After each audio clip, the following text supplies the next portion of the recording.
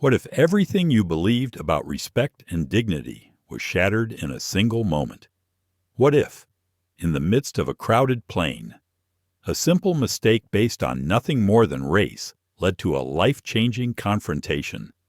Imagine being a young man, wrongfully denied the seat you paid for just because of the color of your skin. The flight is already in motion, but it's the tension in the air that makes every second feel like an eternity. As the battle between privilege and justice unfolds, one question remains: who will stand up and who will stay silent? But when a father and son, bound by both blood and unshakable principles, decide enough is enough, can the system they're up against be challenged? Will the truth be revealed in a way that changes the lives of everyone aboard? The stage is set. The journey has only just begun. Curious about what happens next? Prepare to witness a story of courage, conflict, and a fight for what's right. Like, share, and subscribe to join us as we dive into this powerful tale. You don't want to miss what happens next. The first-class cabin glowed with the soft warmth of amber lights. Leather seats stood in perfect rows, their wide frames inviting, promising comfort that most passengers would never know. The hum of boarding echoed through the fuselage, footsteps against the jet bridge, the occasional announcement from the gate agent filtering through.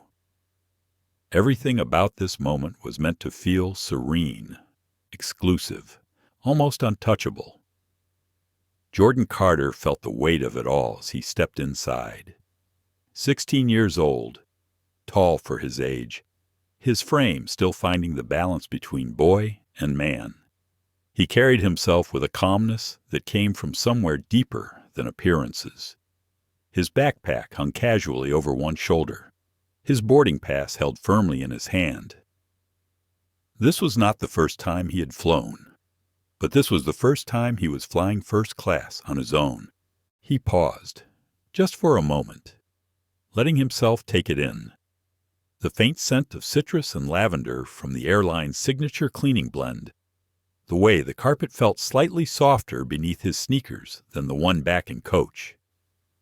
The low murmur of passengers already seated, some sipping pre-departure drinks, some adjusting laptops, some avoiding eye contact entirely. Jordan moved forward, his eyes finding seat 2A, the seat printed clearly on his boarding pass. It was by the window, just as he'd hoped. He pictured himself leaning there, reading quietly, maybe catching a nap as the plane climbed over the clouds. His mother had always said windows were the best seats, because they gave you perspective, one glimpse of how small the world could look, and how vast at the same time. But before he reached the row, a figure shifted, rising slightly, and blocking his path.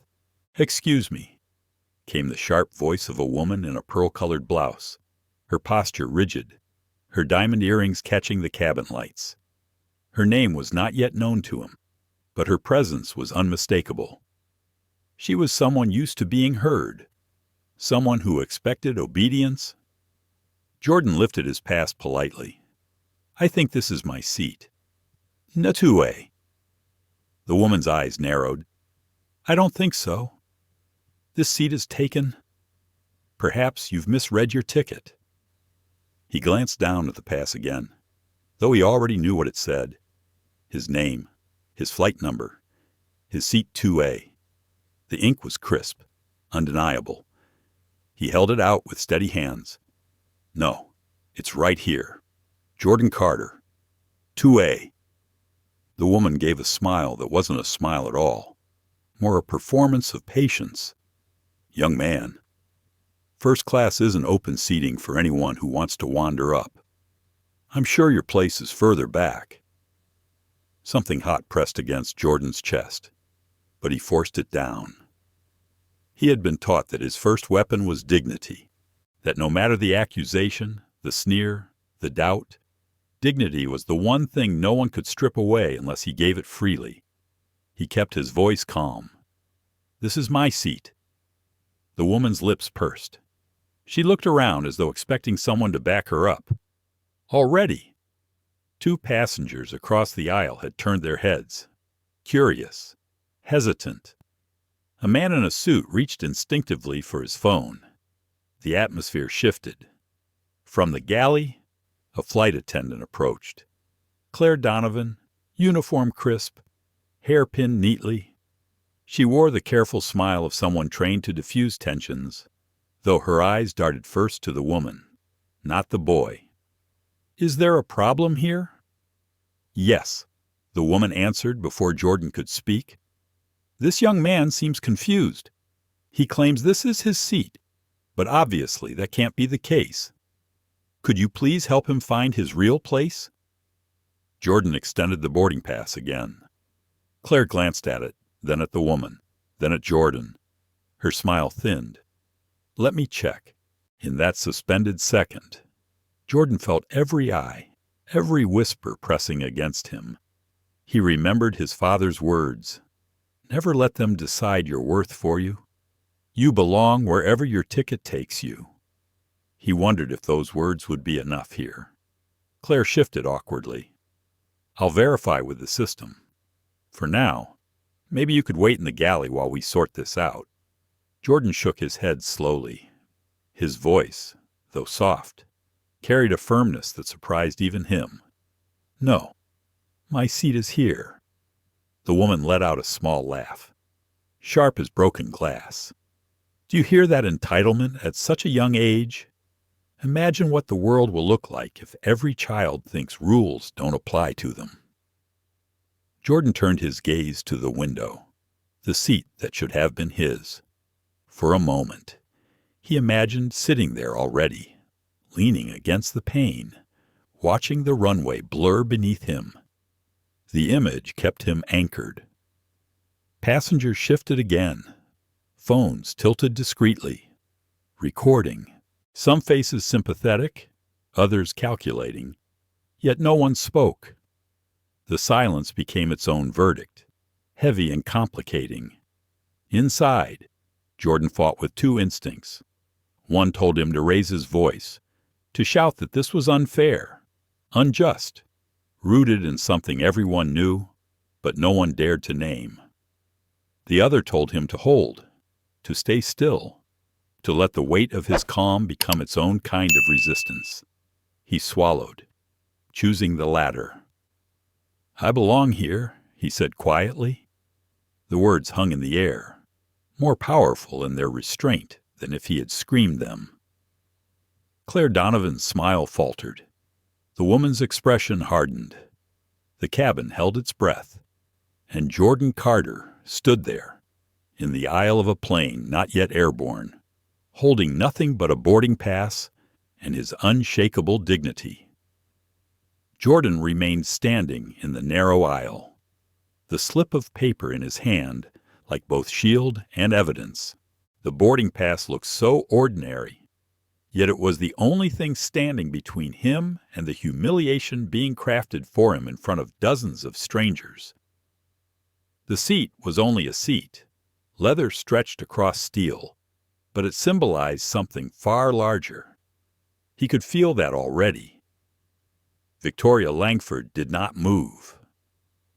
She had angled her body so that her shoulder partly blocked the row, her posture designed to occupy space as though it were her right. She sipped from the glass of sparkling water the flight attendant had brought her earlier, unbothered, as though this interruption were an inconvenience she would soon brush aside. Claire Donovan held the boarding pass between her manicured fingers, glancing down at it again. "I'll double-check with the manifest," she said finally. "Sometimes there are errors." Jordan forced himself to keep breathing evenly. "There isn't an error," he said, his voice firm, but even. "I know this is my seat." Victoria gave a small chuckle, low enough that only those nearest could hear, yet sharp enough to sting. "Sweetheart, confidence is adorable, but you'll find that confidence doesn't buy a seat like this." The words rang in Jordan's ears. Confidence doesn't buy a seat. The implication was clear. She didn't believe he belonged here. Not because of a clerical error, not because of miscommunication, but because of who he was and what he looked like. He thought of his father then, sitting somewhere behind him in economy. Marcus Carter had told him the night before, as they packed for the trip, "First class isn't about the seat. Son, it's about the way you carry yourself when the world tells you that you don't belong. That's the real test." Jordan wanted to live up to that. But right now, as the cabin silence thickened and the lenses of half a dozen phones hovered discreetly, the test felt almost unbearable. Claire excused herself, heading back toward the galley to check the computer system. Jordan remained by the row, unwilling to step back. Victoria's expression hardened at his persistence. "You're holding up the boarding process," she said coolly. "People are waiting. Don't make a scene." The irony struck him. She was the one who had stood to block his way. She was the one refusing to budge. Yet somehow she painted him as the disruption. 2 rows back, a man in a navy suit whispered to his companion. Jordan caught fragments of the words, "Not worth it." Probably a mix-up. Why doesn't he just sit somewhere else? The whisper wasn't meant for him, but it landed like another stone added to the weight on his chest. Another passenger, a young woman with headphones draped around her neck, raised her phone slightly higher, recording more openly now. Jordan could see the reflection of himself on her screen, a teenager holding out a slip of paper, standing alone against the body language of an older woman who exuded entitlement. He wondered what the people watching that video later would think. Would they see him as stubborn, as difficult, as someone making trouble where none existed? Or would they see the truth that he was simply standing his ground in the face of someone determined to erase him from a space he had every right to occupy? Claire returned with the pass in her hand, her expression cautious.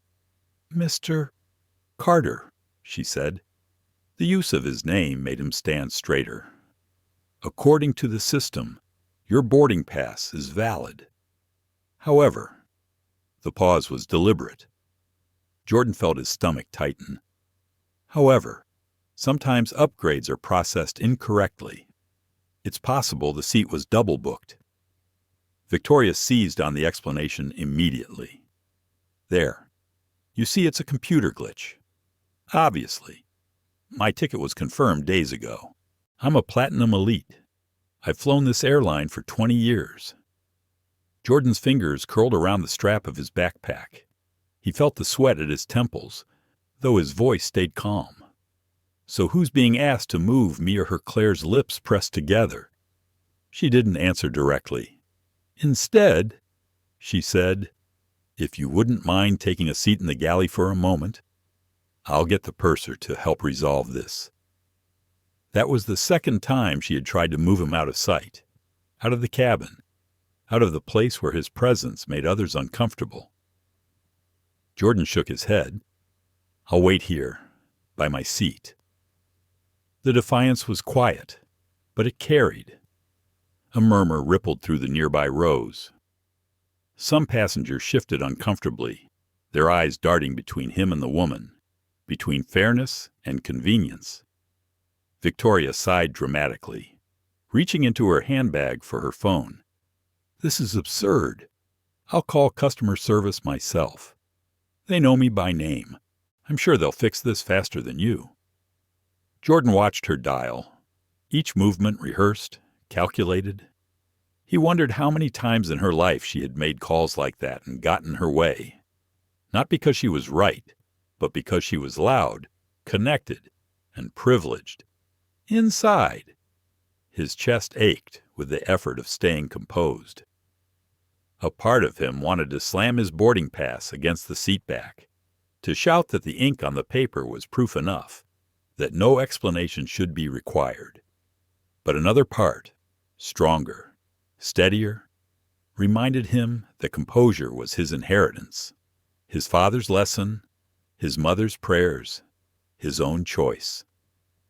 He breathed in slowly, the scent of the cabin's recycled air filling his lungs, and said nothing.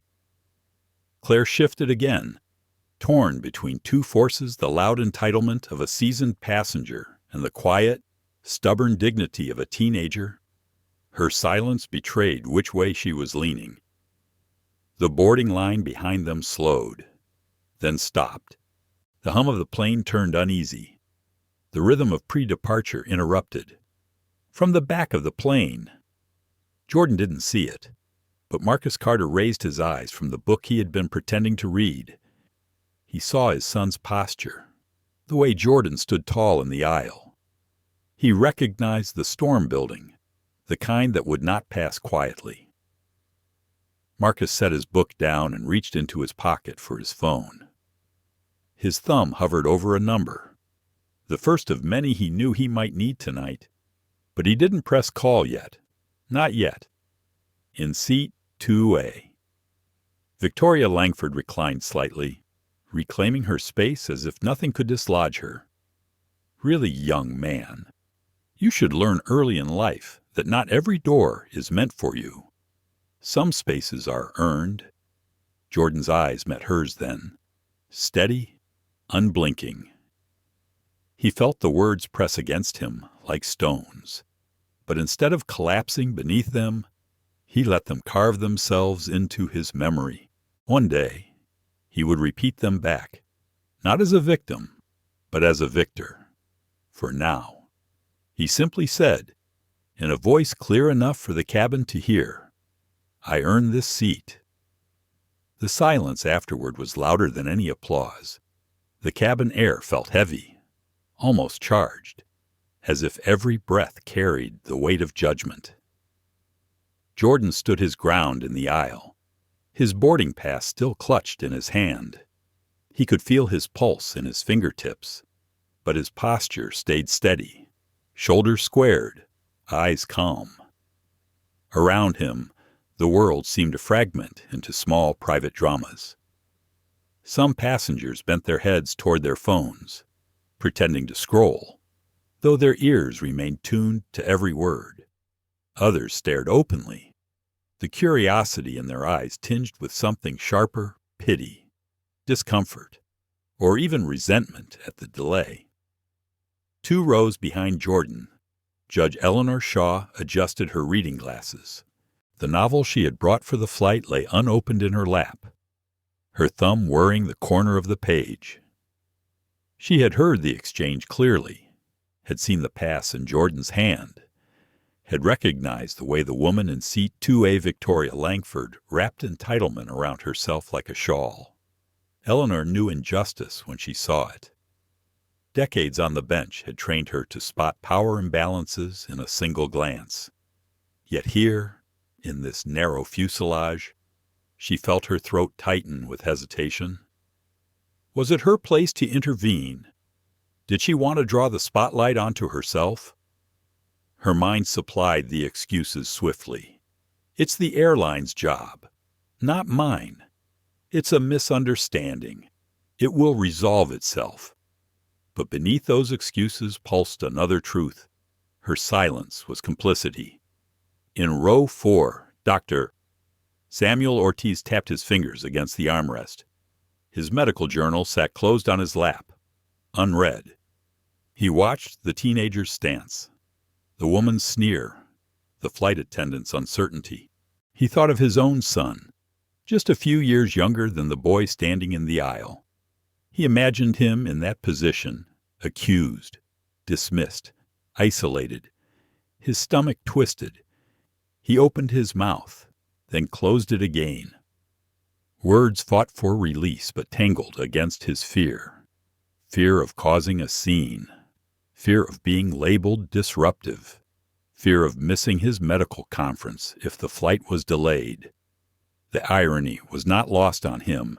How many times had he counseled patients about the importance of courage, of standing up for their health, their needs?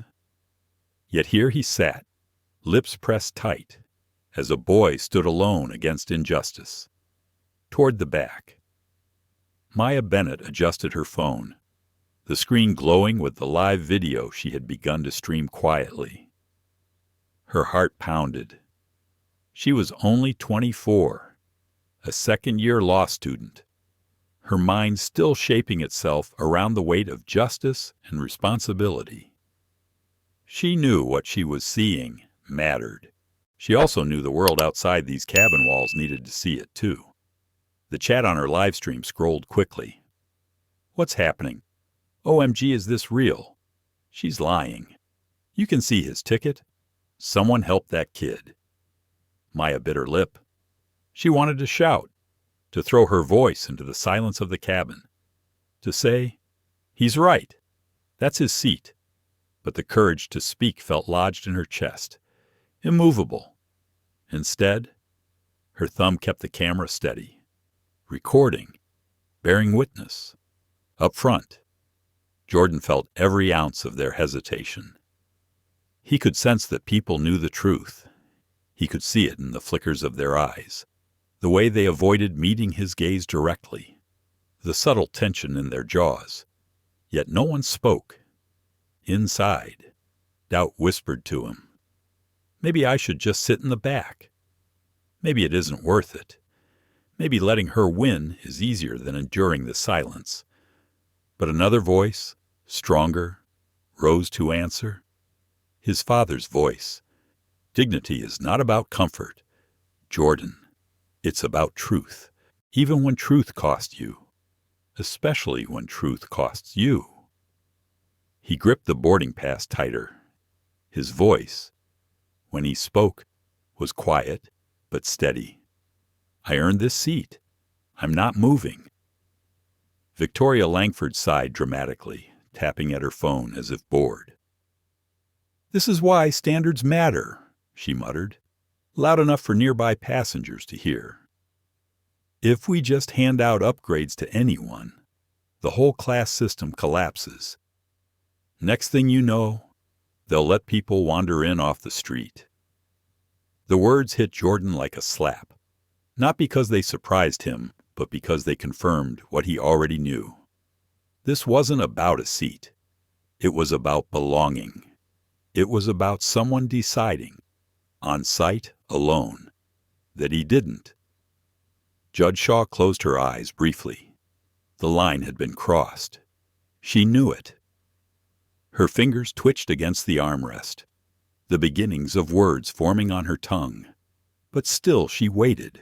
She told herself she was searching for the right phrasing, the calm judicial tone that could cut through bias without inflaming it.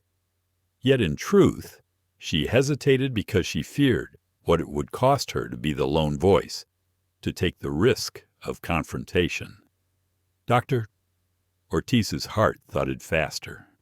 He remembered a patient once, a young black boy brought into his clinic after a playground injury.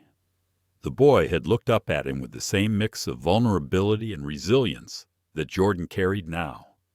Back then, Ortiz had sworn silently to himself that he would never ignore the struggles of children of color, that he would lend his voice where theirs might be silenced. Yet here he sat, silent still, in economy. Marcus Carter lowered his phone slowly into his lap. He had just typed a message to his son, "Stand tall." I see you, but he didn't hit send. Instead, he watched. He studied. He measured the moment, sensing its trajectory. His son was being tested in the most public of ways, and though every fiber of Marcus's being screamed to rise, to intervene, he held back. Timing mattered. Power meant knowing when to act.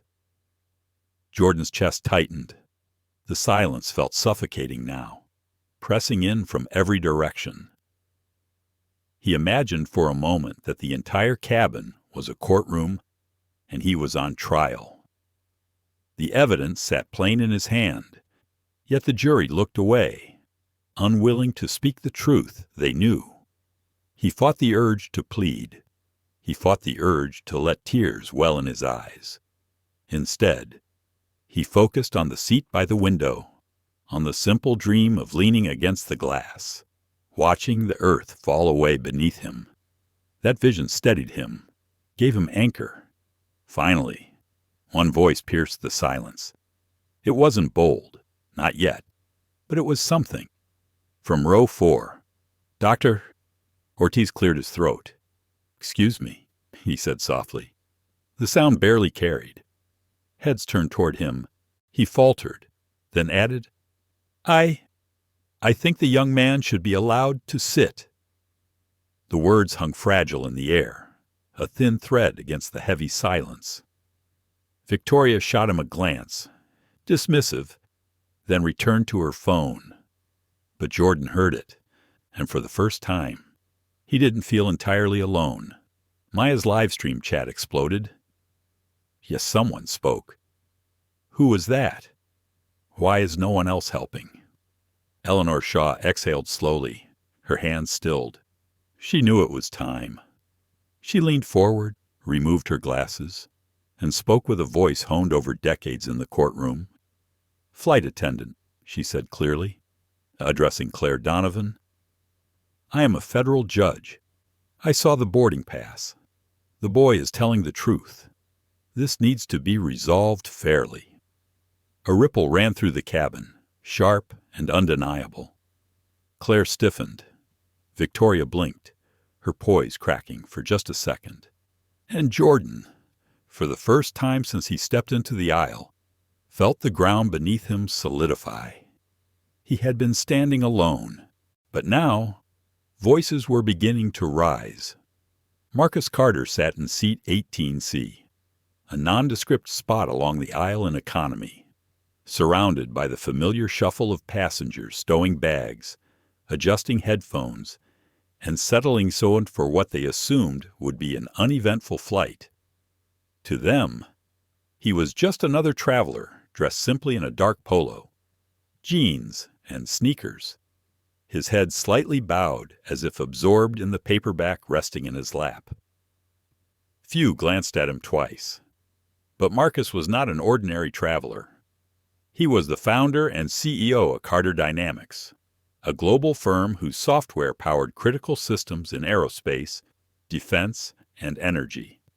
His name appeared regularly in the Wall Street Journal, Forbes, and on the stock ticker that scrolled across business channels.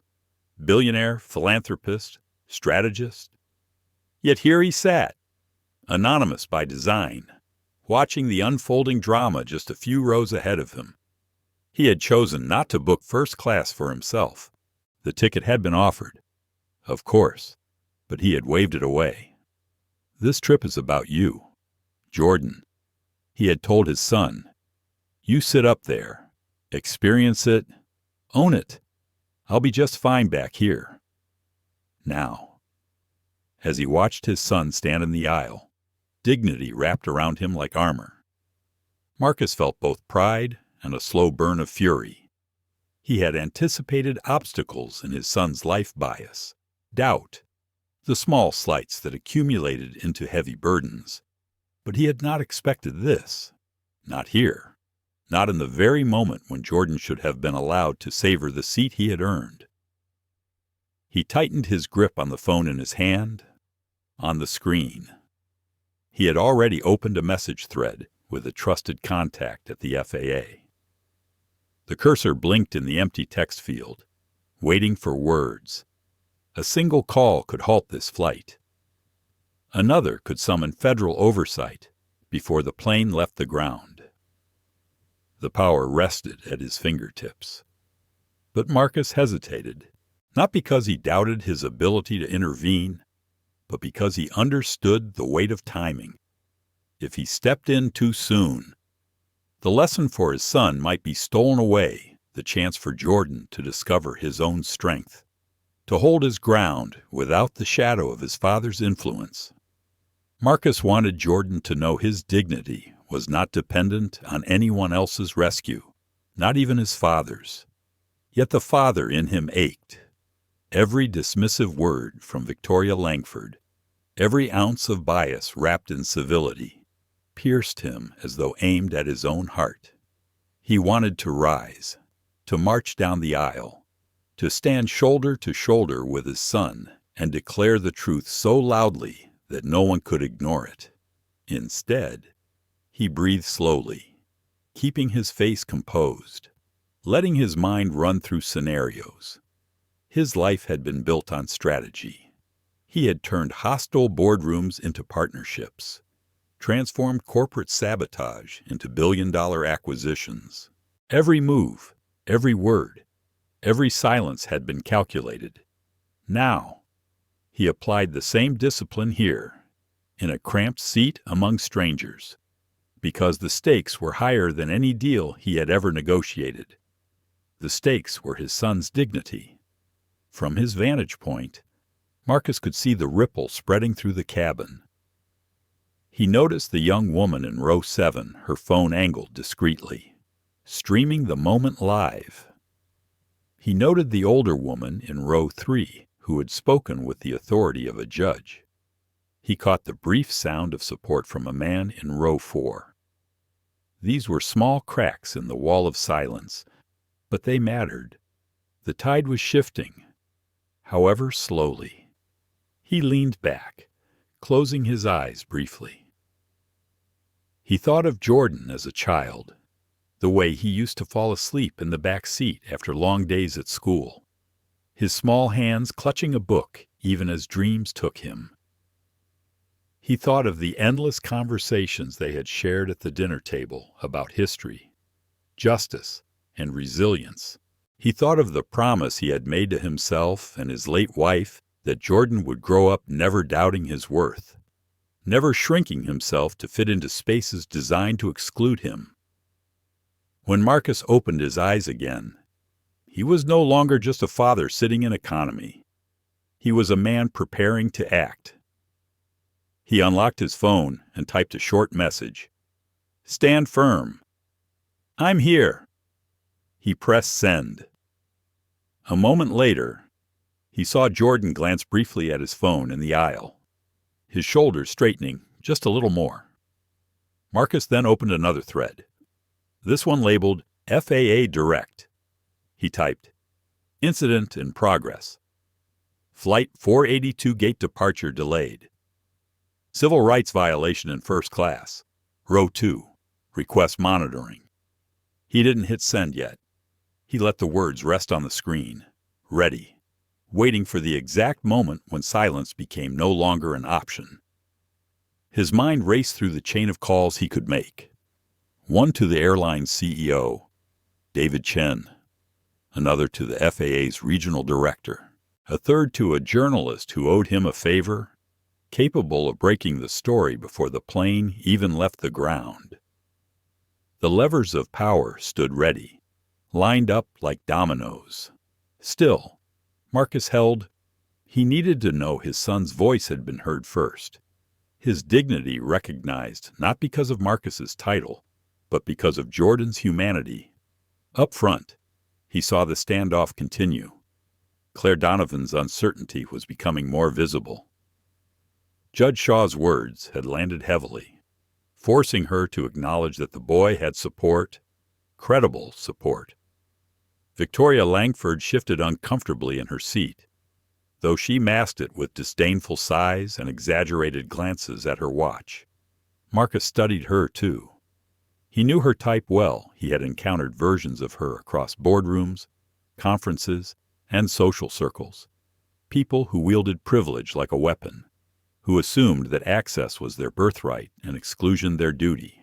He knew how they operated, and he knew, too, how they crumbled when their certainty was challenged by something immovable. Jordan was proving immovable. The plane's engines hummed faintly, a reminder that time was ticking, departure windows were narrow, and delays cost money. The airline crew would soon be forced to resolve the situation one way or another. Marcus could already see the stress on Claire's face, the quick glances toward the cockpit, the subtle hand gestures signaling to her colleagues. The decision point was approaching. Marcus tapped the edge of his phone, his thumb hovering. Not yet, he told himself again. Almost. He glanced at the man beside him in 18D, a weary traveler flipping through a magazine, oblivious to the drama unfolding ahead. The contrast struck Marcus sharply how injustice could exist in plain sight, and yet some would never notice, never care, never intervene. His gaze returned to his son. Jordan stood tall, his expression steady, his boarding pass still visible in his hand. He looked every bit like the young man Marcus had raised him to be. In that moment, Marcus knew with absolute certainty when the time came to act, he would act with the full force of his power. But for now, he let his son's dignity hold the line. And in the quiet hum of economy class, Marcus Carter became both the calm before the storm and the storm itself, waiting to be unleashed. Jordan remained rooted in the aisle, his boarding pass steady in his hand, though his palms had begun to sweat. The murmurs from surrounding passengers swelled and then quieted, like the ebb of a tide no one could control. Every second stretched longer than it should have. And still, no resolution came. Victoria Langford tilted her head back against the seat as though she were the true victim of inconvenience. Her perfectly manicured nails tapped rhythmically against the armrest. "This is ridiculous," she said loudly. Her words meant not just for Jordan, but for everyone within earshot. "We all know he doesn't belong here. The airline should have handled this already." Claire Donovan reappeared, flanked now by the purser, a man with graying temples and a harried expression. His name tag read Robert. He leaned close to Claire, whispering rapidly, then straightened to address Jordan. "Sir," Robert began, the formal title carrying an undertone of doubt. "We're working on verifying your seat assignment. In the meantime, perhaps you'd be more comfortable waiting in economy until this is resolved." Jordan felt heat rise to his face, but he steadied himself before he spoke. "This is my seat. It says so right here." "Why should I move?" Robert's smile was strained. "It's just temporary. We'll sort this out quickly, I promise." Victoria's smirk widened as if she had already won. Finally, someone with sense. "Let the boy sit where he belongs." The words were a knife wrapped in honey. Jordan's jaw tightened. Inside, a battle raged. Part of him wanted to shout, to force them all to see how wrong this was. Another part whispered that silence might spare him further humiliation. But the voice of his father cut through the noise. "Dignity is not silence. Dignity is presence." He inhaled deeply, then spoke clearly enough for the nearby rows to hear. "I earned this seat. I'm not giving it up."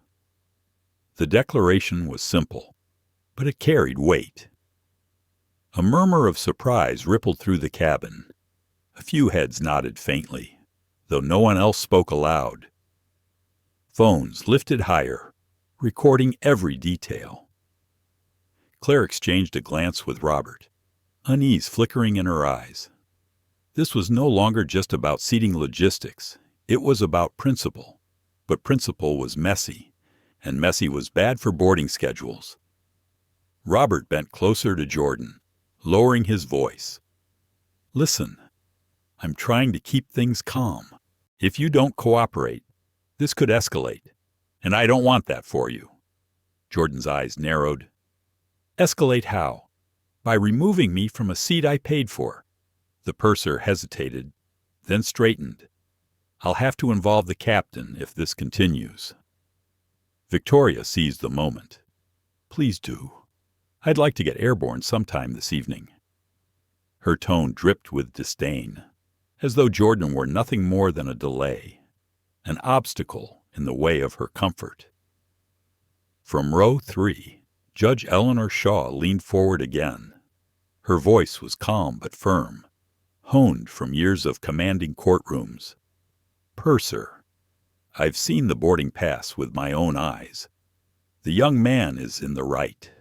Forcing him to move would be a violation of his rights as a passenger." Robert's composure wavered. His eyes darted between the judge, the teenager, and the entitled woman in the seat. He was trained to resolve conflicts quickly, but nothing in his manual had prepared him for this tangle of dignity, bias, and authority. Dr. Samuel Ortiz cleared his throat again, louder this time. "She's right," he said, his voice carrying more strength than before. "This boy deserves to sit where his ticket says."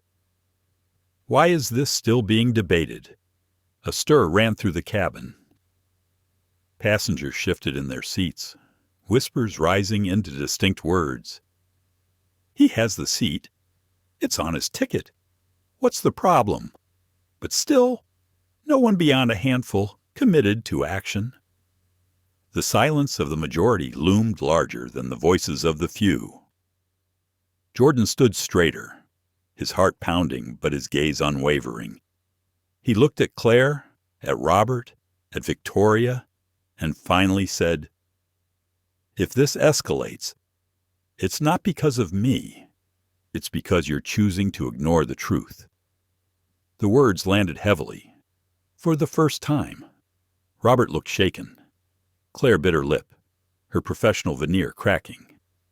Victoria, however, laughed softly, as if the whole ordeal amused her. "So dramatic," she murmured, lifting her phone to type a message. Children these days think everything is a protest. Maybe if his parents had taught him some manners, he'd know when to step aside. Jordan's grip on the boarding pass tightened until the paper creased. His chest burned, a mix of anger and restraint.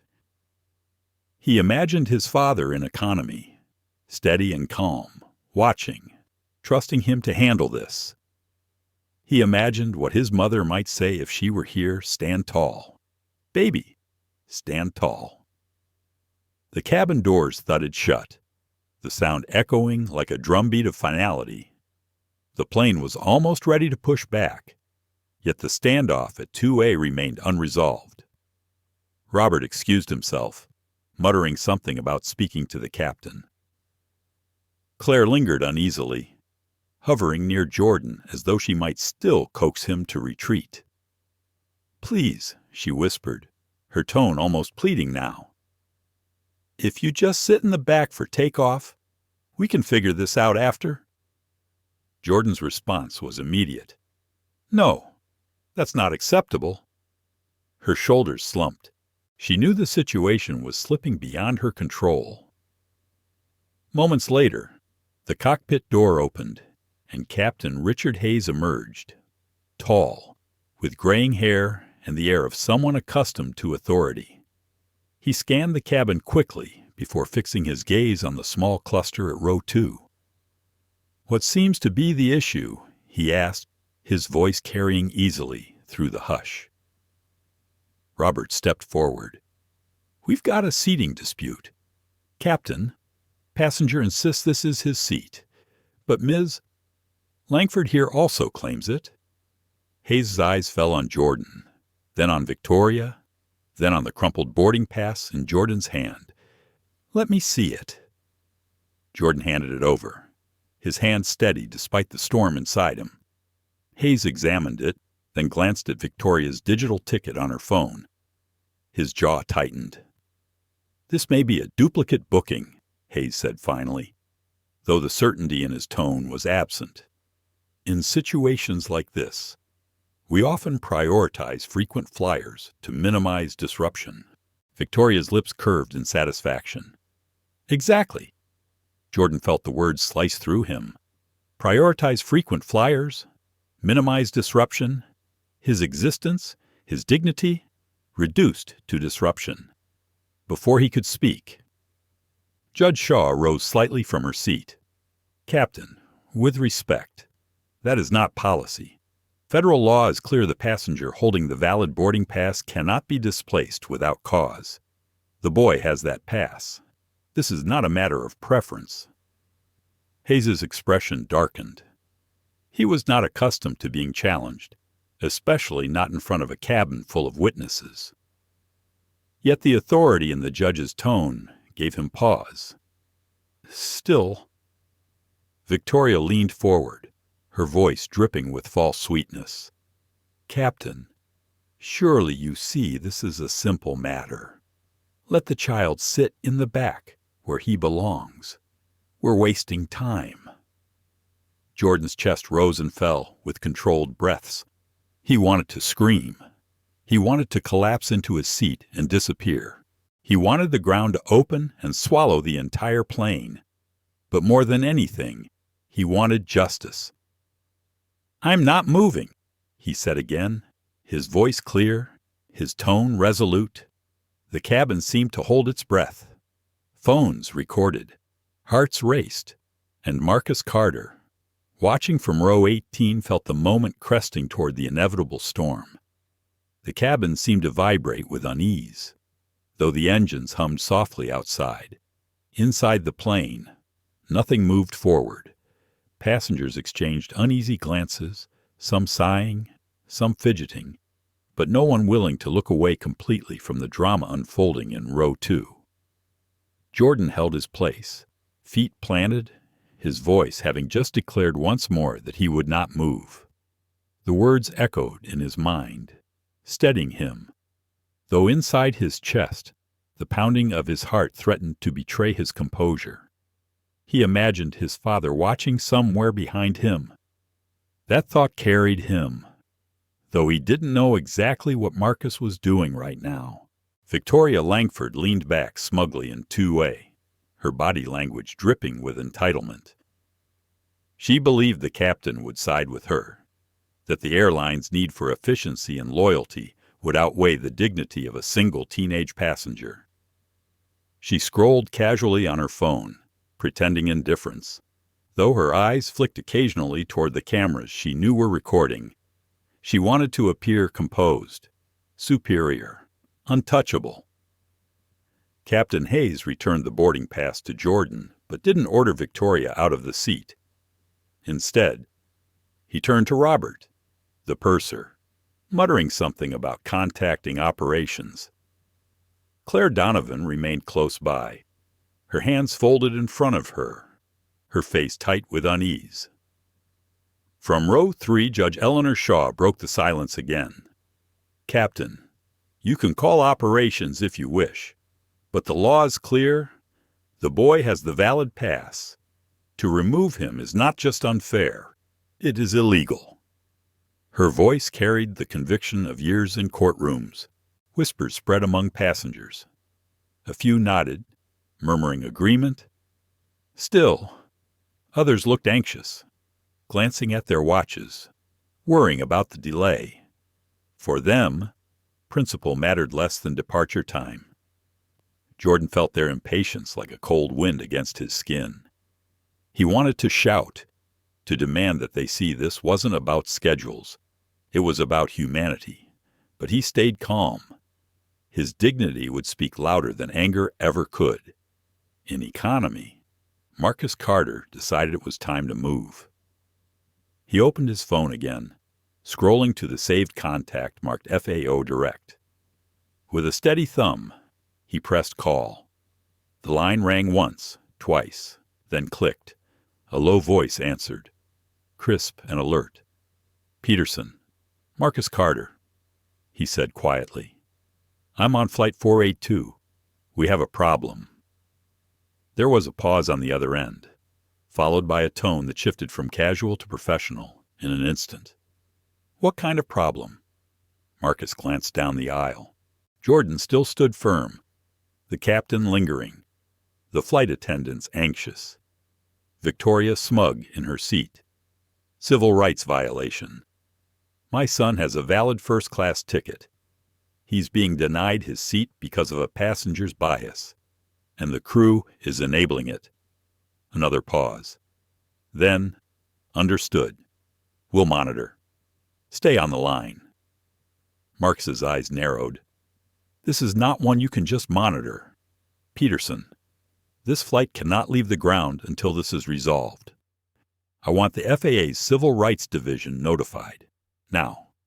On the other end, keys clicked rapidly. "Copy. What's the seat number?" "Row 2, Seat A. Passenger's name is Jordan Carter, 16 years old." I'll send documentation. He pressed the phone to his chest briefly, drawing a deep breath, forcing his face to remain neutral to the other economy passengers, who had no idea who sat beside them. He opened his email app, forwarding Jordan's ticket and confirmation code. Then he resumed the call. Received. Peterson confirmed. We'll flag it. Expect contact within minutes. Stay calm. Marcus ended the call, his eyes lifting once again to his son. His chest swelled with pride. Jordan hadn't wavered. Not once. But the clock was ticking, and Marcus knew the next moves would determine whether this became a private humiliation or a national story. Up front, Jordan shifted slightly, his legs stiff from standing so long.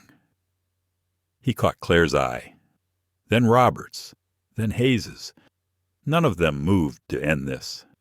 He could feel the cameras recording, the eyes judging. His mind whispered doubts. What if they force me off? What if I never make it to my seat? But he pushed them down. His father's words echoed. Dignity is not negotiable. Victoria sighed again, louder this time, theatrically exasperated. Are we really still debating this? I have a meeting in New York, and I don't intend to miss it, because a child can't follow rules. The condescension bit deep, but Jordan refused to flinch. Instead, he lifted his chin, his voice steady. I'm not moving. Her eyes narrowed. You're just embarrassing yourself. Before Jordan could respond, Maya Bennett, still live streaming from row 7, whispered to her phone. He's not embarrassing himself. She is. Her chat exploded with comments. Thousands were watching now, the feed spreading rapidly across platforms. Dr.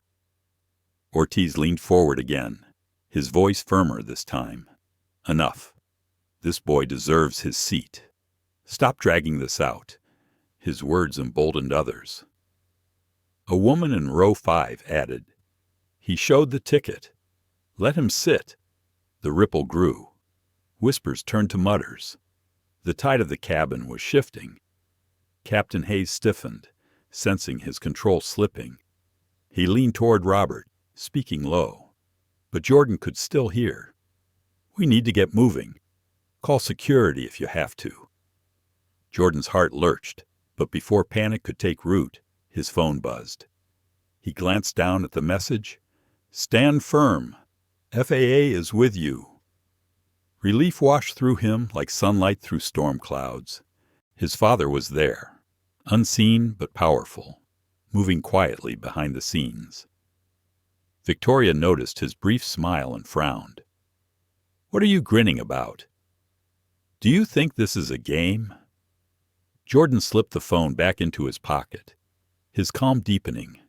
No, it's not a game. It's my right. Minutes later, the intercom buzzed. Hayes was called back to the cockpit urgently. Robert followed, his face pale. Claire lingered uncertainly, caught between her training and the weight of the moment. The murmurs in the cabin swelled. Passengers sensed something bigger was happening, something beyond a simple seating dispute. Phones buzzed with alerts. Maya's livestream chat screamed, FAA is on this flight. Agents are coming. This is going viral. Jordan stood alone in the aisle. But for the first time, he didn't feel alone at all. Somewhere behind him, his father was moving mountains, and the world outside was beginning to watch. The storm was gathering, and it would break soon. The hum of the engines grew louder as the plane edged toward pushback. But inside the cabin, the mood was taut, brittle, as though one wrong word could splinter the air. Jordan remained standing in the aisle.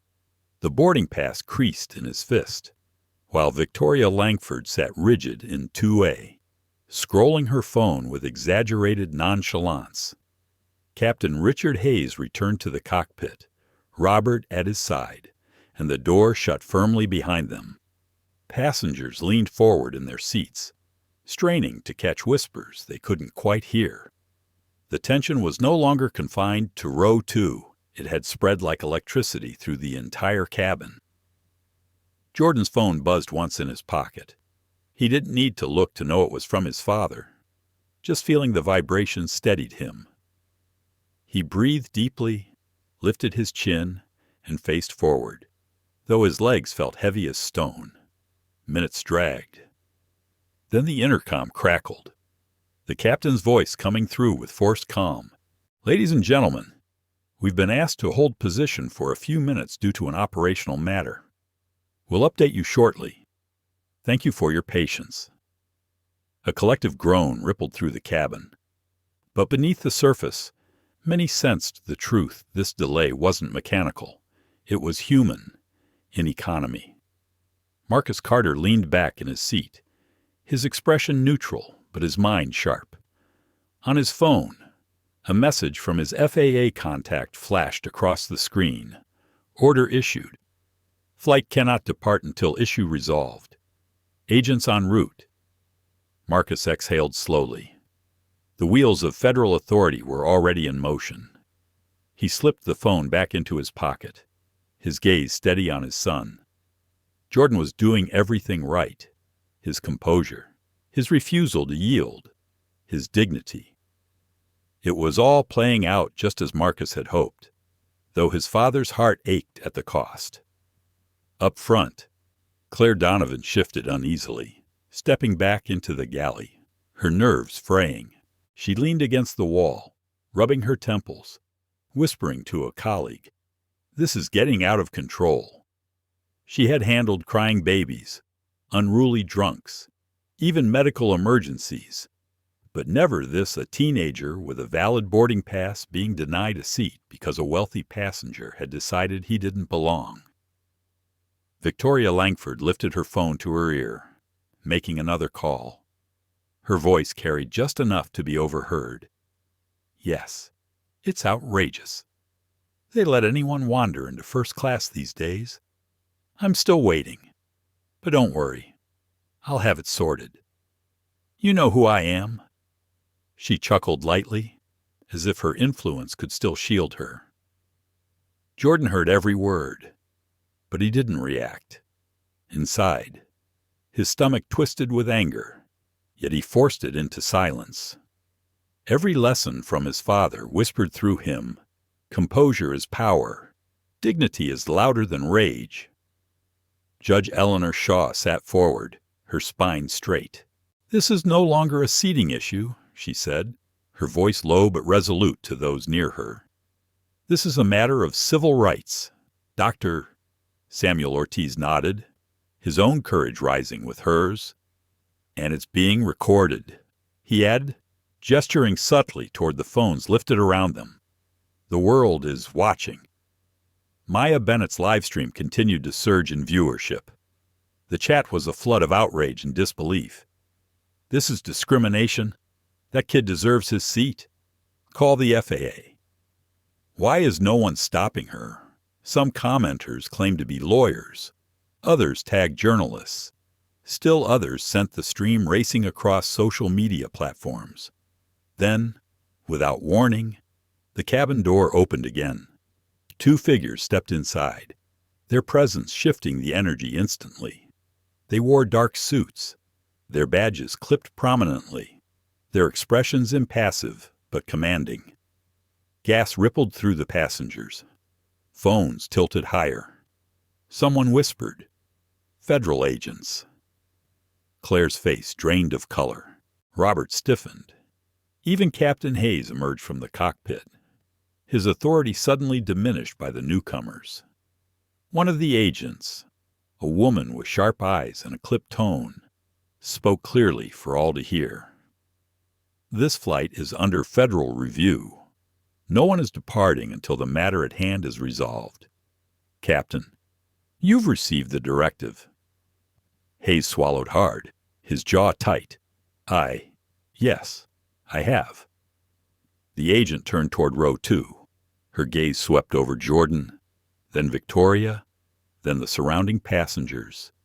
She didn't raise her voice, yet every word carried, "We've been informed of a passenger rights violation. We will be addressing it now." Jordan felt his chest tighten, a rush of relief mixing with apprehension. He hadn't asked for this level of attention. He only wanted his seat, his dignity. But now, the entire cabin, no, the entire world beyond it was watching him as the center of a storm. Victoria straightened, indignation flashing across her face. "Excuse me, I don't know what you've been told, but this is nonsense. I've flown this airline for 20 years. I'm a platinum elite. That boy doesn't belong in this seat, and I won't be harassed for saying so." Her words hung in the air, heavy with arrogance. The agent's expression didn't change. "Ma'am, your loyalty status is not relevant here. What matters is the boarding pass." She extended her hand.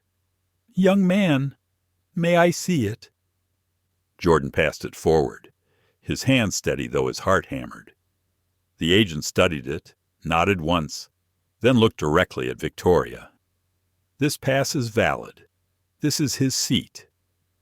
A hush fell over the cabin. Phones captured every syllable, every breath. Victoria sputtered, her composure faltering. "That can't be right. There must be a mistake." "There is no mistake." The agent cut her off. Her voice was calm, final. "You are occupying a seat that does not belong to you. You will need to move immediately." The silence broke into whispers, gasps, even a few soft claps quickly stifled. For the first time, Victoria's certainty cracked, her eyes darting around as if searching for someone to rescue her. Jordan felt a surge of vindication, not in triumph, but in truth. He had stood his ground, and now the truth stood with him, in economy. Marcus Carter exhaled, his eyes closing briefly. His son had passed the test. Now it was Marcus's turn to step forward. He unbuckled his seatbelt, rising from 18C. As he walked up the aisle, heads turned, whispers spreading. Some recognized him instantly, their eyes widening. Others only sensed his quiet authority, the aura of someone accustomed to power. Jordan looked up as his father approached. Relief washed over him, though his posture remained steady. Marcus stopped beside him, placing a hand gently on his shoulder. The agent glanced between them. "Sir, and you are Marcus," met her gaze evenly. "Marcus Carter, Jordan's father." A ripple ran through the cabin. Phones flashed, whispers hissed. Someone gasped audibly. Recognition spread like fire. Marcus Carter, billionaire, CEO, one of the most influential men in the country. Victoria's face drained of color. Her mouth opened, then shut, her confidence collapsing into silence. And in that silence, the balance of power shifted completely. Marcus Carter stood beside his son, his presence radiating a calm power that seemed to alter the very air inside the cabin. His hand rested on Jordan's shoulder, steadying him, reassuring him. Jordan felt his father's strength in that touch. Not loud, not theatrical, but absolute. The federal agent still held Jordan's boarding pass. She turned to Marcus, recognition dawning in her eyes. "Mr. Carter, I presume—" "Yes," Marcus said simply. His voice carried easily without being raised. It was the voice of boardrooms, court hearings, keynote stages, the voice of a man who didn't need to shout to be heard. Whispers raced through the cabin like sparks. Passengers leaned toward one another, murmuring, some wide-eyed, some already pulling out their phones to search his name. Marcus Carter, billionaire, CEO, the man whose software had transformed industries, whose philanthropy had funded hospitals and scholarships, whose face appeared on magazine covers. And now, here he was, in the aisle of a delayed flight, standing beside his son. Victoria Langford's face drained of color. The diamond earrings at her ears seemed suddenly garish, her poise fraying. She shifted in her seat, her voice stumbling as she spoke. I didn't know. If I had realized Marcus's gaze fixed on her, calm but cutting.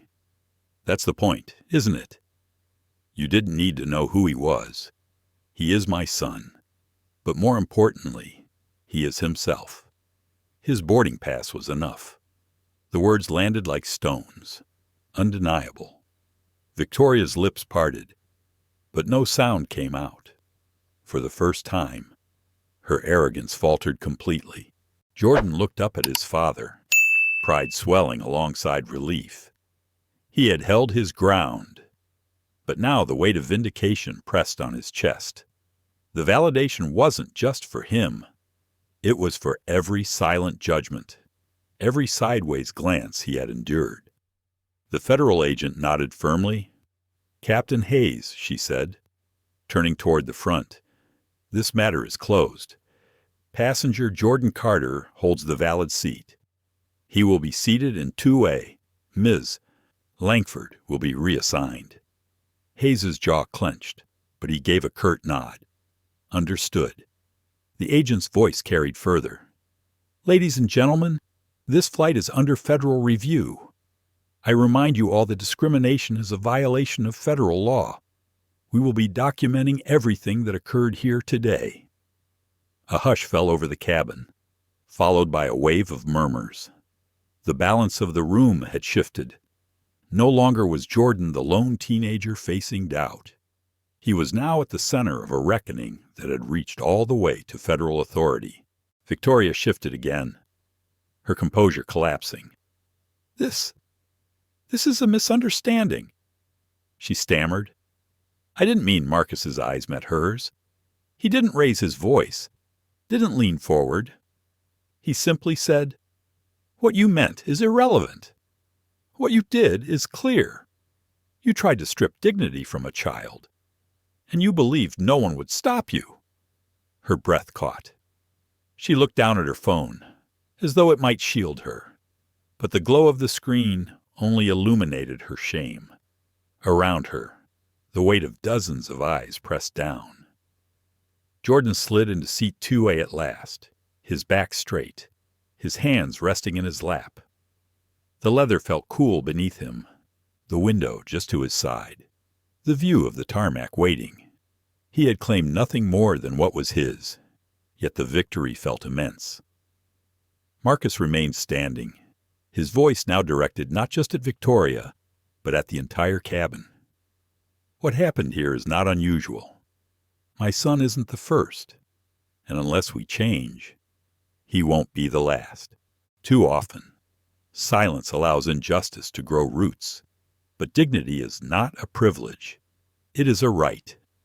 His words filled the cabin, quiet but resonant. Some passengers looked down, ashamed of their silence. Others nodded, their eyes bright, moved by the moment. Phones captured every syllable, broadcasting them beyond these walls. Maya Bennett whispered to her live stream, "He's speaking now. The father.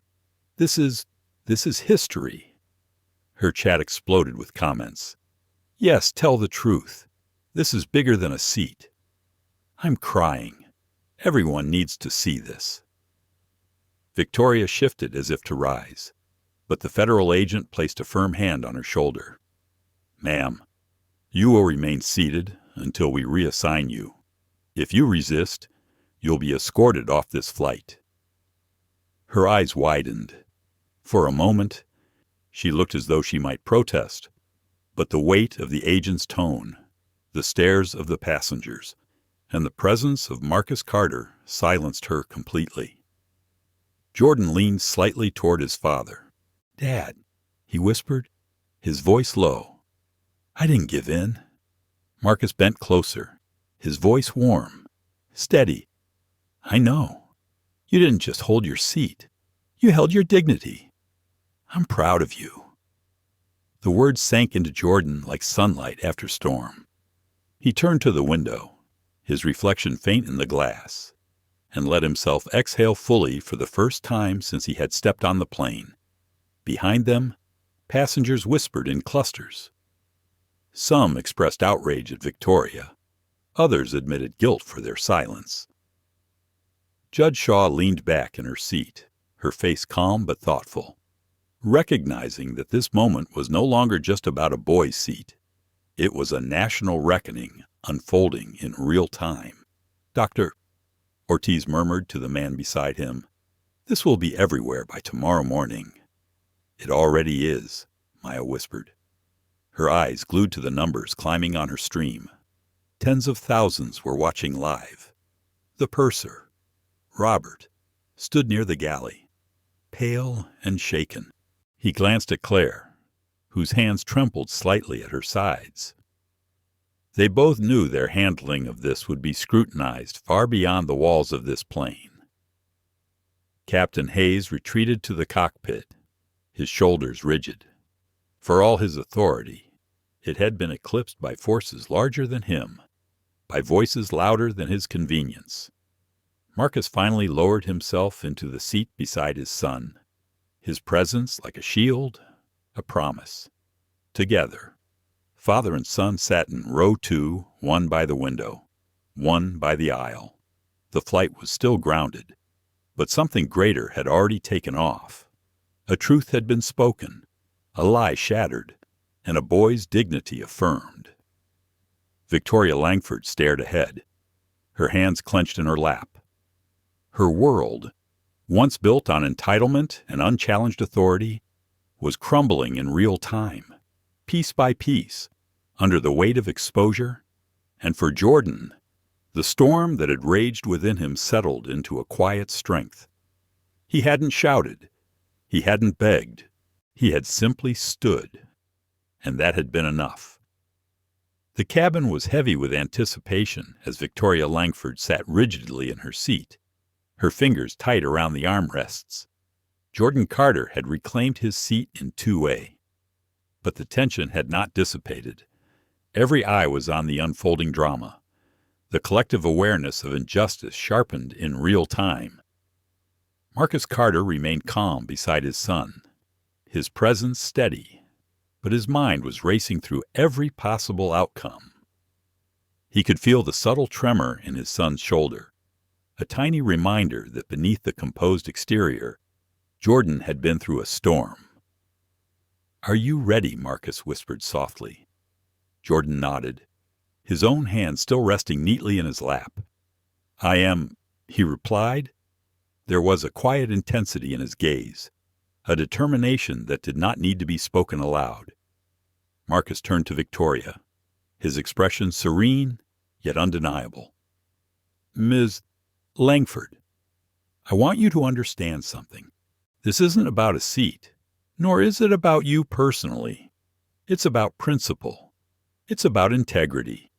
You had the power to treat a child with respect, and you chose not to." Victoria's lips quivered, and she opened her mouth as if to speak, but no words came. The weight of hundreds of silent eyes, cameras, and phones bore down on her. Every passenger was witnessing not just a confrontation, but a reckoning, a moral lesson unfolding mid-air. Marcus continued, "Do you know what this flight represents right now? It represents every microaggression, every unjust accusation, every moment a person has been denied dignity because someone believed they were somehow less than. My son didn't ask for special treatment. He asked to be seen as himself. That is all." Her voice finally escaped, trembling. I didn't mean to." Marcus held up a hand, stopping her mid-apology. "Intent is irrelevant. Impact is everything. The result of your actions was humiliation, fear, and shame for a young boy who did nothing wrong." Do you understand that Victoria's eyes flickered toward Jordan, and for a moment she saw the quiet, unwavering resilience in his gaze. He wasn't angry. He wasn't begging. He simply existed in his truth. It made her flinch. Jordan spoke, his voice calm but clear. I didn't cause this, but I will own how I respond. I'm not asking for vengeance. I'm asking for recognition. Recognition that I exist, that I am valid, and that no adult has the right to erase that. The cabin held its collective breath. Even the flight attendants who had witnessed the initial confrontation couldn't look away. Some passengers had tears in their eyes, some fists clenched in solidarity. Others were silently recording, understanding that history was unfolding around them. Victoria swallowed hard. Her ego fractured. I thought I was following protocol. I didn't want to cause harm. Marcus leaned slightly forward, his voice gentle but unyielding. Protocol is not a shield for prejudice. Policy does not grant permission to strip away dignity. The question is not what you thought you were doing, but what you actually did. And that choice is yours to own. Ms. Langford. The room was silent, but for the faint hum of the aircraft. Jordan's heart was still pounding, but he could feel the collective energy shift. People were not just watching. They were feeling. They were understanding. The injustice was no longer abstract. It was alive, tangible, and undeniable. A young woman in the aisle seat whispered to her companion, I've never seen anything like this. This kid, he's not just standing up for himself. He's making all of us think. Maya Bennett, still live streaming, spoke softly into her phone. This is what happens when truth meets courage. I'm shaking, just watching it. Marcus's voice cut through the murmurs with quiet authority.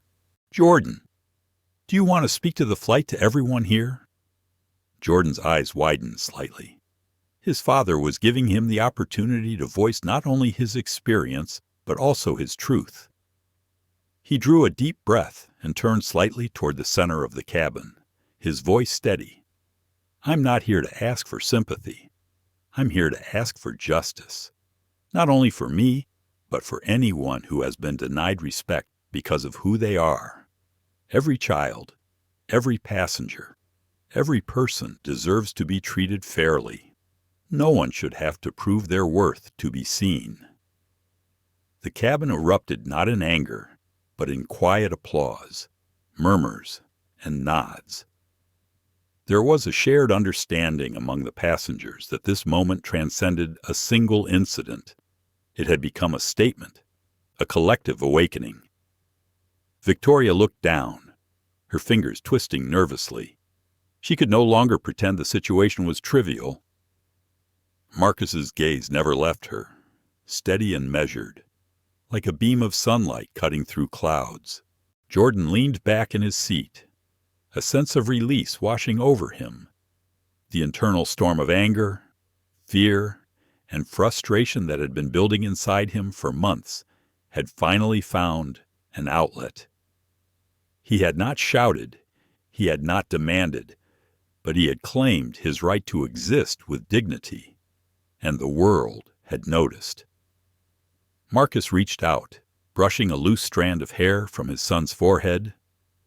You did well, he said softly. You stood firm without losing yourself. That is strength. The federal agent, still positioned nearby, spoke into her radio. All protocols have been followed. Passengers are reminded that the flight will continue under federal supervision. Any further disruption will be handled accordingly, Victoria finally whispered, almost to herself. I see. I understand now. Her voice was thin, tentative, but it carried the first hint of comprehension. Jordan's gaze softened, though he did not speak. It was not for him to offer forgiveness, but for her to reckon with her own actions.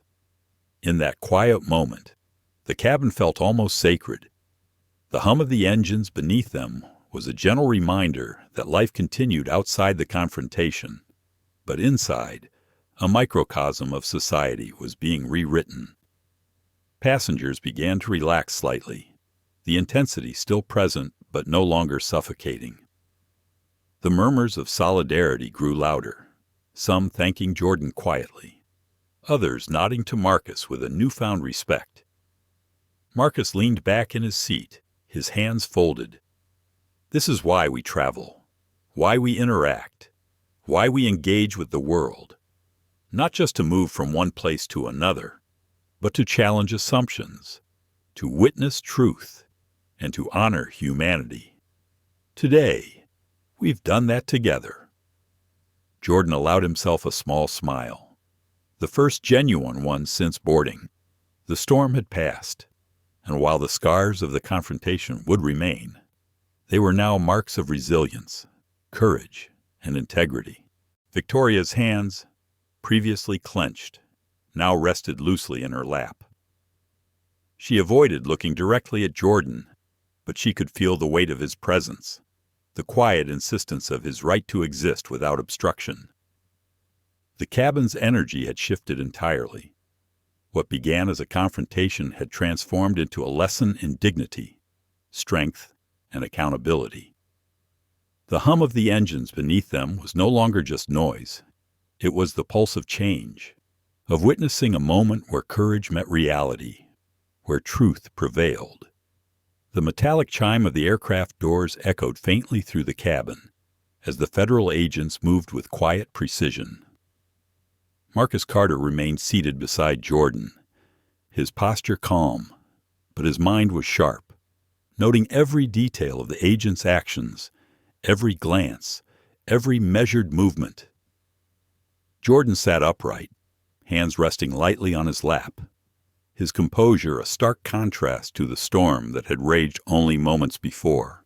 The cabin had fallen into a tentative hush, the anticipation palpable. One agent, a woman with close-cropped hair and an unyielding expression, addressed the passengers. Ladies and gentlemen, the situation on this flight involves a violation of federal policy regarding passenger treatment and safety. We are here to ensure compliance and accountability. Her voice was firm, authoritative, yet neutral, carrying no judgment beyond the enforcement of the law. Victoria Langford's hands trembled slightly as she looked toward the agents. The weight of her actions had finally settled over her like a physical burden. The disbelief in her eyes was now replaced by a dawning recognition of the seriousness of the moment. Marcus observed quietly, his mind cataloging the emotions and reactions that played across her face, noting the subtle shifts that indicated comprehension, or at least the beginning of it. Ms. Langford, the agent continued, you are required to follow our instructions. You will be escorted to a designated area for questioning and assessment. Any further resistance will be noted in your official record. Victoria swallowed hard, nodding almost imperceptibly. Her voice, when it emerged, was small and uneven. I understand. I will cooperate. The agents moved efficiently, guiding her to a small section near the aircraft's rear. Marcus remained by Jordan, his hand resting gently on his son's knee. Jordan had been quiet since delivering his speech, the weight of his words still resonating not only in the cabin, but in his own consciousness. He had faced fear and injustice head-on, and though the storm had not yet passed entirely, there was a sense of grounding within him, a sense of clarity that had eluded him for so long. Marcus whispered softly to his son, "You've done what most adults could not. You faced the situation with dignity. Now we let the process unfold." Jordan nodded, his gaze following the agents and Victoria as they moved. His thoughts wandered briefly to the broader implications of what had occurred.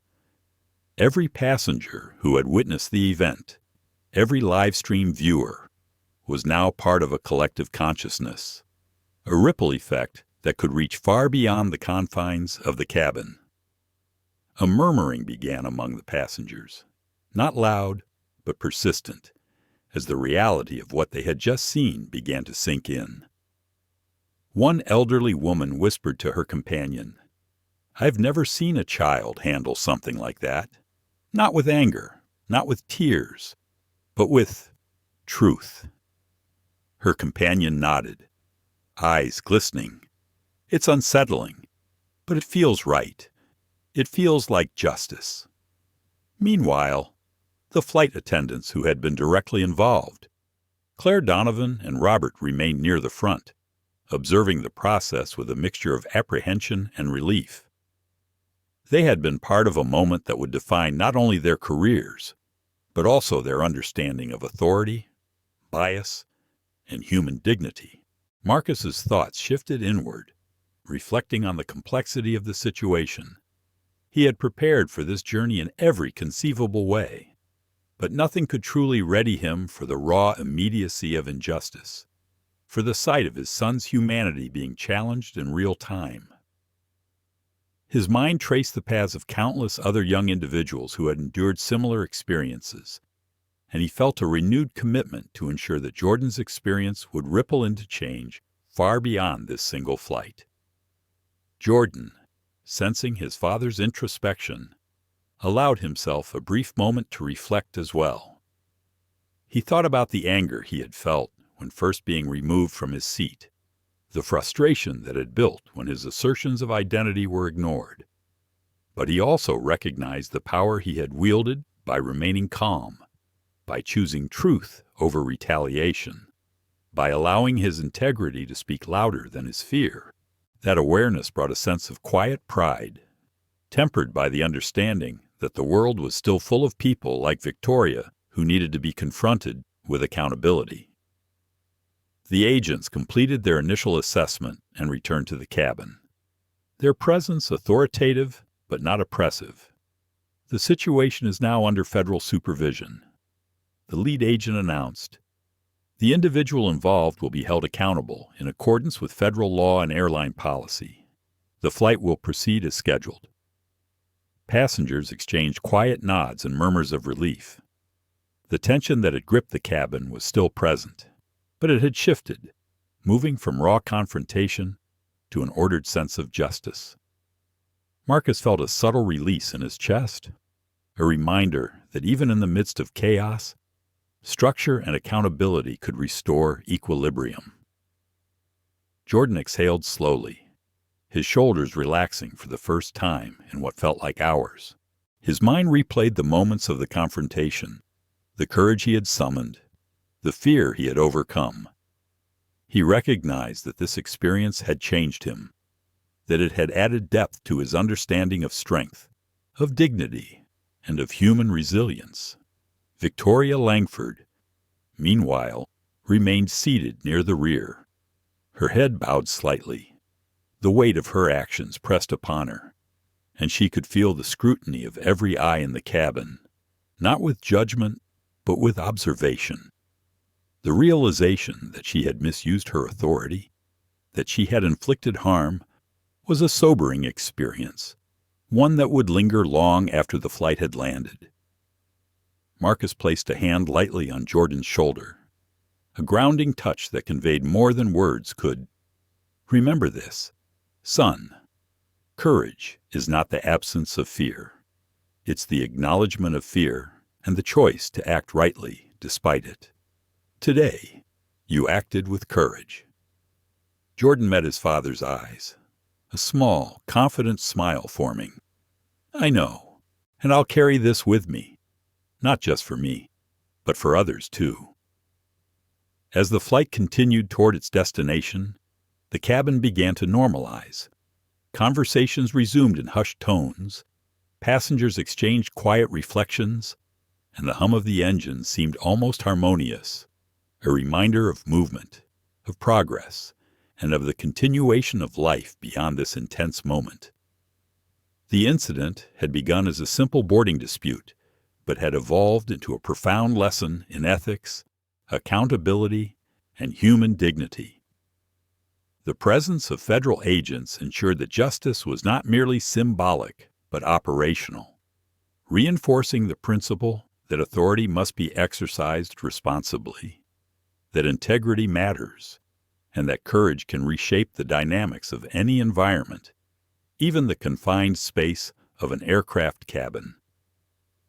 Jordan looked out the window, the vast expanse of sky stretching infinitely. The sun glinted off the clouds, illuminating patches of white and gold. He thought about the people who had witnessed him, about the millions who might see the live stream, and about the long journey of life ahead. He understood, with clarity, that this moment was not just about him or the flight. It was about a broader truth, that fairness, dignity, and accountability are not privileges, they are rights, and every individual deserves to be seen and respected. Marcus watched his son with quiet pride, understanding that this flight, which had started as an ordinary journey, had become a pivotal chapter in their lives. He thought about the ripple effect this moment could have, the conversations it would spark, the policies it might influence, the awareness it could raise. He felt a deep sense of responsibility to ensure that this event would be remembered not just for its drama, but for its principles, its lessons, and its impact. The cabin remained tense, yet calmer. As the realization of accountability began to settle in, the agents, having completed their initial intervention, remained vigilant but unobtrusive, ensuring that the flight could proceed without further disruption. The passengers, having borne witness to a profound confrontation, began to reclaim the ordinary rhythms of travel, carrying with them an unspoken understanding of the events that had just transpired. And in that moment, high above the clouds, Jordan Carter felt a quiet certainty. He had faced fear and injustice and emerged with integrity intact. He had been seen, he had been heard, and in that acknowledgement, he found not just relief, but empowerment. The journey was far from over, but the first step toward transformation, both personal and systemic, had been taken, in the most unlikely of places, at 35,000 feet above the earth. As the aircraft soared higher into the sky, the weight of the previous moments hung in the air, suspended with every gentle sway of the plane. The hum of the engine seemed almost comforting now, a steady pulse that matched the quieter rhythm of the cabin. The federal agents had ensured that justice was being served, but the echoes of the confrontation still reverberated through the passengers, especially those who had witnessed the unfolding of the event. Jordan sat quietly by the window, his gaze fixed on the endless sea of clouds. The thought of being removed from his seat, the injustice of the situation, still lingered in the back of his mind. But he had learned something in those moments, the power of composure, of standing firm in truth, even when the world seemed to tilt against you. His father's steady presence beside him had been an anchor, but now the lessons of the experience were his to carry. Jordan was no longer just the son of a wealthy CEO. He was a young man who had confronted systemic injustice head-on and emerged with a deeper understanding of the world's complexities. Marcus, sitting beside him, had been lost in his own thoughts.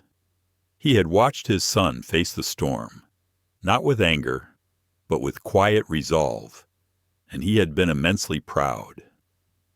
But as the flight continued, he found himself thinking of the countless others who had been denied the same opportunity, the same space to stand tall without fear of retaliation or bias.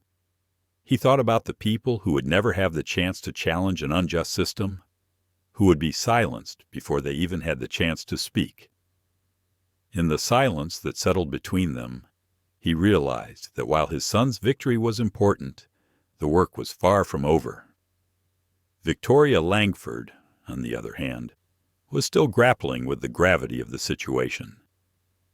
She had been escorted to a private section of the plane by the agents, and her mind was a swirl of conflicting emotions. Her initial disbelief had been replaced by a cold, hard understanding of the consequences she now faced. She had underestimated the situation, underestimated Jordan. What had seemed like a simple misstep had turned into a monumental lesson in authority, power, and accountability. She couldn't help but think back to the way she had treated Jordan, the assumptions she had made based solely on the color of his skin, and the unjust actions that had followed. The flight attendants, Claire Donovan and Robert, had stayed near the front of the plane, their faces a mix of guilt and quiet reflection. They had seen the same events unfold as the rest of the passengers, but they had been in a position of authority, forced to make a decision that would later seem as flawed as it had been impulsive. Claire had tried to justify her actions in her mind, but the words felt hollow now. She had enforced a rule without thinking, without truly listening, and the consequences had been far-reaching. One of the passengers who had been particularly moved by the events was Mrs. Elizabeth Mason, a woman in her mid-60s traveling alone. She had witnessed countless injustices in her lifetime, but the way Jordan had responded had struck her deeply. She had seen young people react with anger, with outrage, but Jordan's calm, measured response had been a revelation. She could feel the emotion swelling in her chest as she thought about the dignity he had shown in the face of such blatant prejudice. She turned to her seatmate, an older gentleman named Mr. Hargrove, and whispered, "That boy, he's going to change the world. He's already started." Mr. Hargrove, a retired history professor, nodded solemnly. "I hope so. The real question is whether people will listen. It's one thing to be moved by an event like this, but it's another to take that feeling and turn it into change. Will the world listen, or will they forget in a week?" The conversation was quiet, but it was one of the many subtle ripples that had formed in the wake of the confrontation. Across the cabin, passengers had begun talking among themselves. The issue of racism, of systemic bias, had moved from an abstract concept to something real and immediate. They had all witnessed it, and now they couldn't unsee it. But the bigger question was, what would happen next? What would they, as individuals and as a collective society, do with the awareness they now carried? Victoria's internal monologue continued, turning over the realization that the world was watching, that the outcome of this event had the potential to shape something larger than herself. She had underestimated Jordan's ability to stand firm, to call out injustice with a quiet dignity that left no room for doubt. What did this mean for her own role in society? What did it mean for the company she worked for, the policies they enforced, the people they marginalized? She had once believed that power, in all its forms, was something to be wielded for personal gain, something to be used in moments like these to assert dominance, to reinforce her position. But now, as she sat in the back of the plane, under the watchful eyes of the federal agents, she saw her own powerlessness. She had allowed her own biases to blind her to the humanity of others, and in doing so, she had lost the very thing she had sought to control. The cabin was quiet now, the passengers more reflective than they had been before. There was an unspoken understanding between them all, a sense of collective accountability that hadn't been there when they first boarded the plane. Some were still uncertain about the full implications of what had happened. But they knew one thing for sure: the dynamic between those in power and those without had shifted, even if only for the moment. Marcus Carter looked over at his son, still gazing out the window. He could see the depth of Jordan's thoughts, the way his mind was processing everything that had happened. For a moment, he thought about how different things might have been if Jordan had chosen a different path, if he had chosen anger over restraint, vengeance over truth. But Jordan hadn't done that. He had responded with a quiet strength that now radiated from him, not as an act of defiance, but as an assertion of his right to be treated with dignity and respect. "You did well, Jordan," Marcus said softly, his voice filled with pride.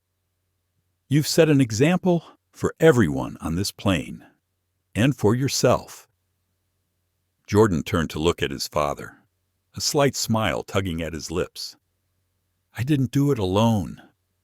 Dad, you were with me the whole time, and so was everyone else, even the people who just sat there and watched.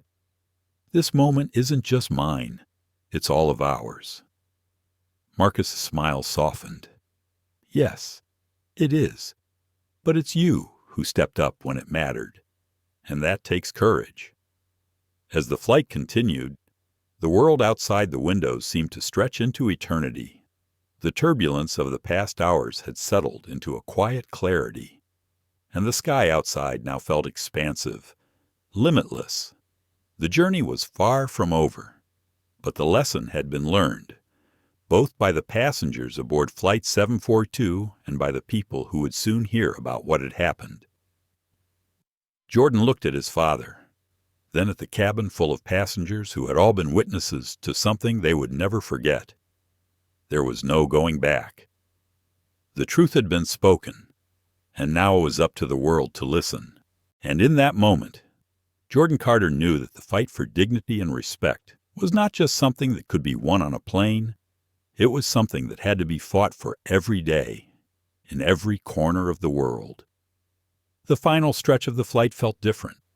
The passengers, who had been tense, confused, and at times uncertain, now sat in a quiet, collective understanding. The atmosphere had shifted, the earlier conflict still fresh in everyone's minds, but now replaced with an undeniable sense of reflection. Jordan Carter, still seated beside his father, felt the quiet hum of the airplane's engines beneath him. It was the only sound that seemed to match the quiet determination that now enveloped the cabin. But there was something else in the air, too, a shift, a change in the way people saw each other, perhaps even in the way they would go on to live their lives. The federal agents had long since left, their duty done, but their presence had left a mark that could not easily be erased. People spoke in hushed tones now, aware of the significance of what had happened, but unsure of how to process it. The passengers, many of whom had been indifferent before, now sat with an openness that hadn't been there when they first boarded the plane. Some of them avoided eye contact with each other. Others couldn't help but glance over at Jordan, sensing the weight of his presence. Marcus looked at his son. He had been proud of Jordan's response, of the dignity with which he had faced the injustice. But now, as the minutes stretched on, he found himself thinking about the larger picture of the society that had allowed such things to happen in the first place. What kind of world was it where a young man could be wrongfully accused based on the color of his skin? And yet, how many others had faced far worse with no recourse, no way of changing the outcome? What did it mean to be a father in this world, to see your son struggle with the harshness of reality? "You've opened a lot of eyes today," Marcus said softly, his voice tinged with pride. "You've made people think about who they are, who they can be, about the choices they make." Jordan turned his gaze to his father. The words were kind, but they felt heavy. It wasn't just about making people think. It was about forcing them to confront the very systems that perpetuated this inequality. He knew the world wouldn't change overnight, but for the first time, he felt that real change was possible. It would take time, effort, and people willing to stand up in moments like this. But it could happen. It had to happen. "I don't think they were ready for it," Jordan replied, his tone calm but resolute. "People don't like to look at what's uncomfortable. But that's the truth. If you want things to change, you have to force people to face it." His father nodded. "And you did that today. I'm proud of you. I always will be." But even as Marcus spoke, his mind continued to turn over the events. His son's actions had been admirable. But what would happen next? The agents had left. The situation had been diffused. But what would happen once the plane landed? The story would be everywhere. Of course, social media, the news, people would talk about it. But would it make a difference? Would people change? He had his doubts. The truth was, it would take more than just one viral incident to transform the culture. It would take an entire movement. It would take people willing to speak out, to stand up in every corner of the world. Jordan's thoughts, too, turned inward. He couldn't help but think about what had happened in that moment. How many times had he, or someone like him, been forced to prove their worth, to defend their place in this world? His father had always taught him to rise above, to stay composed in the face of adversity. But there was something different about this moment. It was no longer just about personal dignity. It was about a systemic issue, something much larger than him. The people on this plane had witnessed it. The passengers who had silently supported him, the flight attendants who had been forced to confront their biases, the federal agents who had stepped in to uphold justice. They had all been part of something bigger now. They had all been forced to reckon with the way things were, and for better or worse, they would never be the same. Victoria Langford had been escorted back to her seat, but she hadn't spoken a word since the agents had left. Her mind was a whirlpool of thoughts, swirling around the reality of the situation. She had been part of something that was now a defining moment for her. She had failed to see the truth until it was too late. She had been so caught up in her own world, in the world of privilege and power, that she hadn't recognized the harm her actions had caused.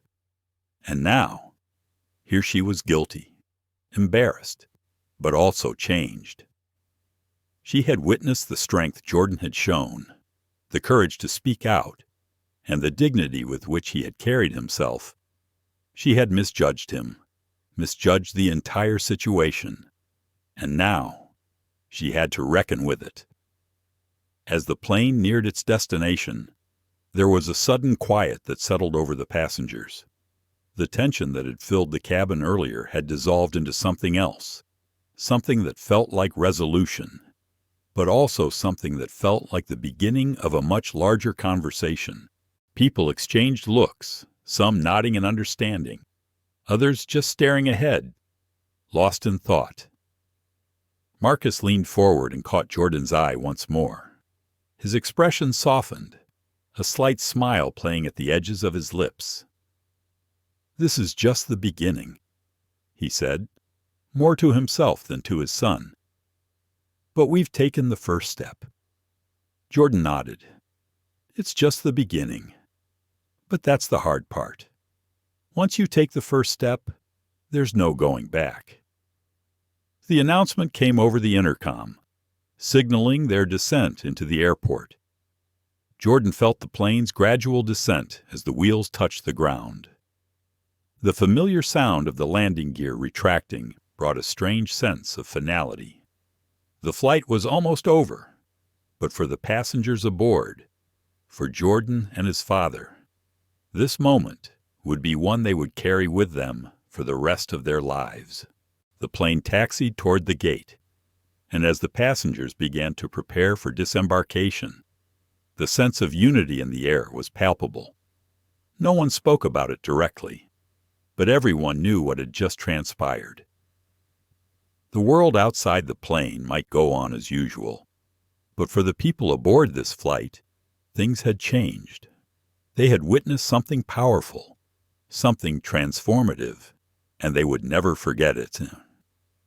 Victoria Langford, standing up from her seat, cast one last look at Jordan.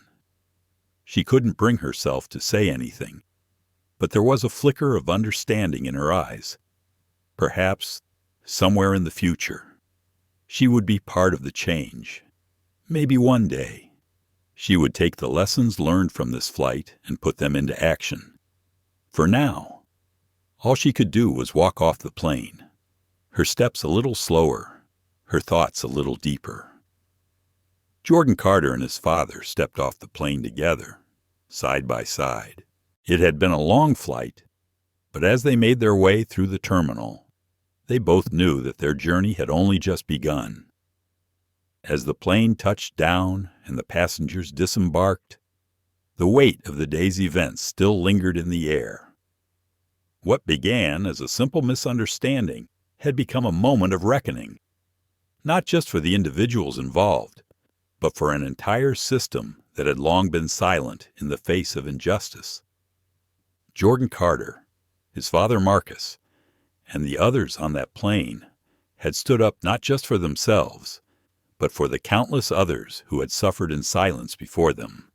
Their fight was far from over, but this moment would be remembered as the spark that began to change the course of many lives. It's easy to forget, but stories like these remind us of the deep-rooted power of human dignity and the importance of standing up for what's right, even when it's uncomfortable. Discrimination may exist in many forms, but so too does the strength to challenge it. And as we continue to fight, we must remember that every voice matters. Every story counts. If you were moved by this story, if it made you think about the world we live in and how we can all do better, then don't forget to like, share, and subscribe to our channel. Your voice is part of the change. Stay tuned for more stories that will inspire you, make you think, and, most importantly, encourage you to be part of the solution. Thank you for being a part of this journey. We'll see you in the next video.